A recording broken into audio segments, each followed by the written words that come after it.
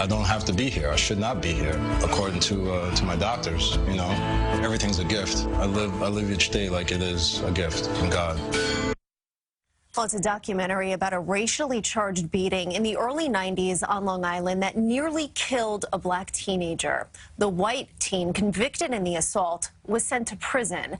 But after his release, the two became friends. Here now to talk about Beyond the Boardwalk, the new documentary, is Jermaine Ewell and filmmaker and journalist Matt Jablow. Welcome to both of you. Thanks for having us. Thank you for being here. Jermaine, let me start with you. Just take us back. It was 1991.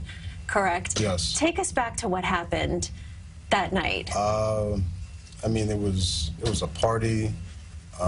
You were from Lawrence, right? You went. I was attending Lawrence High School at the time. I was a football player. You know, there was a high school party. You know, things got out of control. Whatever. I'm not going to go into it. I mean, the documentary right speaks for itself, right? And then, you know, subsequently, you know, we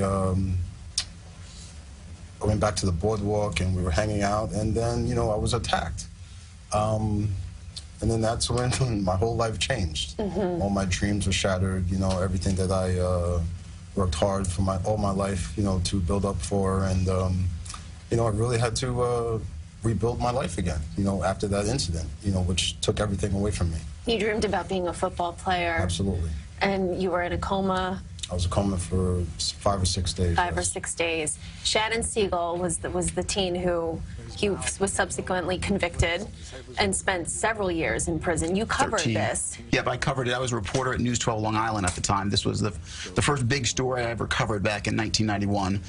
Don't do the math because I'm going to seem really old. Right. But it was the first big story I ever covered, and as it would turn out, the most compelling story I ever covered. Mm-hmm. So yes, I covered the crime itself, and then I covered the trial, gavel to gavel, and then I continued following the story through its many twists and turns through the years until about 2 years ago. And one of the turns, Jermaine, was Shannon's mother convinced you to go visit him in prison. Correct. And that was the beginning of this relationship. Talk about the relationship that you had with Shannon. You know, he really wanted to make things right. You know, he made a mistake. He knew that he made a tragic mistake, and, you know, it altered both of our lives, our families, our communities, you know, and he begged for forgiveness, you know, and if someone's going to beg for forgiveness, it's up to you to, you know, forgive them, you know. And you did. And, well... yeah, of course. Yes. One of the things that struck me in the documentary, because there were protests in the neighborhood after, but you didn't participate in them. Why? Because the neighborhood that I grew up in was not a racially charged neighborhood. It was not a biased environment. Mm-hmm. There was pretty much everyone liked each other, everyone got along with each other, everyone lived in peace and harmony. And this was isolated, you thought, Correct. at the time.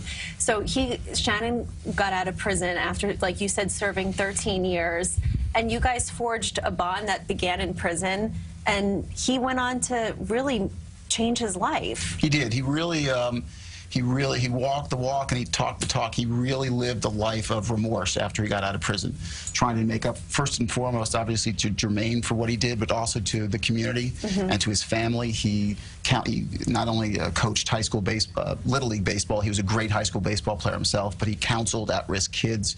He was really, by all accounts, a pillar of his community, and he formed this truly remarkable, deeply touching relationship with Jermaine that lasted, I don't want to give away the film, but that lasted until pretty recently. The ending of the film sort of has to be seen to be believed. Yeah, I don't want to give too much away too. But Jermaine, what is the takeaway?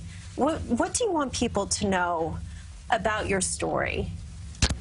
I mean, there's many different takeaways. I mean, depending on where you are in your life, you're gonna get something out of it.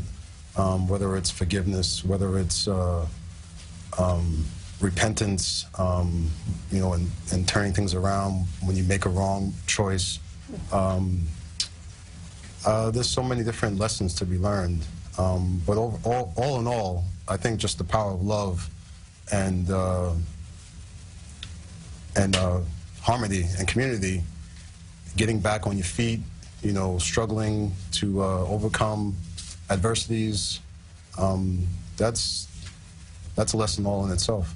I imagine that's why you wanted to put this documentary together, Matt. Yeah, from a storyteller's perspective, I think it has everything. It's complex characters and great drama and this crazy roller coaster ride of a storyline.